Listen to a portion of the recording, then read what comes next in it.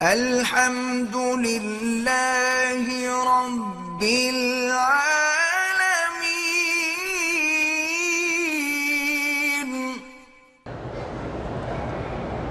اللہ کا قرب اللہ کی رضا عبادت میں حاصل ہوتا ہے۔ اسی لیے حدیث میں ہے کہ سجدے میں دعا کیا کرو، کیونکہ بندہ اللہ کے سب سے زیادہ قریب اس وقت ہوتا ہے جب سجدے میں ہوتا ہے، کہ بھی میری ذلت کی انتہا ہو گئی کہ میں نے پیشانی مٹی پہ ڈال دی، تو اللہ کی بلندی کی انتہا ہو گئی، اس لیے اس وقت دعا منظور ہوتی ہے۔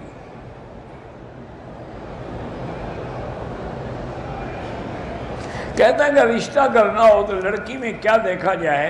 یہ تو حدیث پاک میں موجود ہے۔ حضور نے فرمایا کہ لڑکی سے نکاح ہوتا ہے اما لنسبہا، اما لجمالہا، اما لدینہا، کہ یا تو اس کا خاندان بڑا ہے کہ میرا خاندان سے رشتہ ہو جائے گا، یا وہ بڑی خوبصورت ہے کہ بڑی خوبصورت بیوی ہوگی میری، یا وہ دین والی ہے۔ آپ نے فرمایا فاختر ذات الدین، تم دین والی چنا کرو، باقی باتیں ختم ہونے والی ہیں۔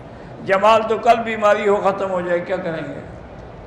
نسب ویسے کسی کے کام نہیں آتا، اصل بات دین ہے۔ وہ لڑکی چنو جو دیندار ہو۔ جو لڑکی نماز نہیں پڑھتی، اپنے اللہ کی غدار ہے، وہ تمہاری وفادار کیسے ہو سکتی ہے؟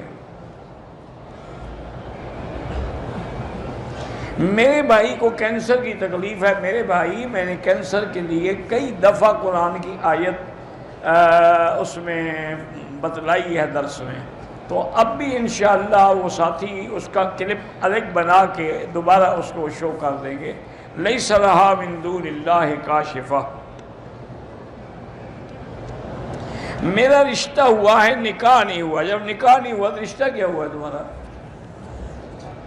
ابھی سے عمرہ کر رہا ہوں، کس بات کا رشتہ؟ کیا مانا رشتے کا؟ بات چیت ہوگی بڑوں میں، وہ تو کوئی نکاح رشتہ نہیں ہوتا۔ جب تک نکاح نہ ہو کوئی رشتہ نہیں۔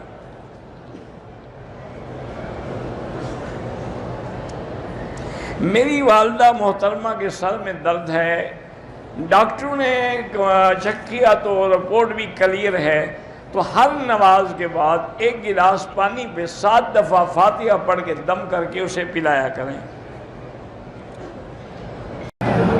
اور اسی طرح علماء نے ایک مسئلہ لکھا ہے کہ اگر آپ اپنی لڑکی کا یا لڑکے کا رشتہ کرنا چاہتے ہیں،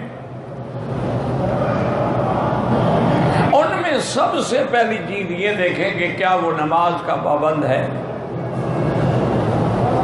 لڑکا ہے یا لڑکی ہے۔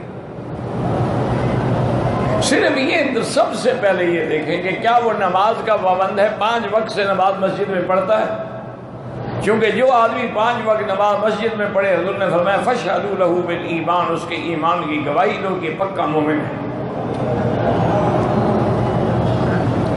اور اگر وہ نماز نہیں پڑھتا ہے یا کبھی پڑھ لی اور کبھی نہیں، تو جو اللہ کا غدار ہے وہ تیری بیٹی کا کیسے وفادار ہو سکتا ہے؟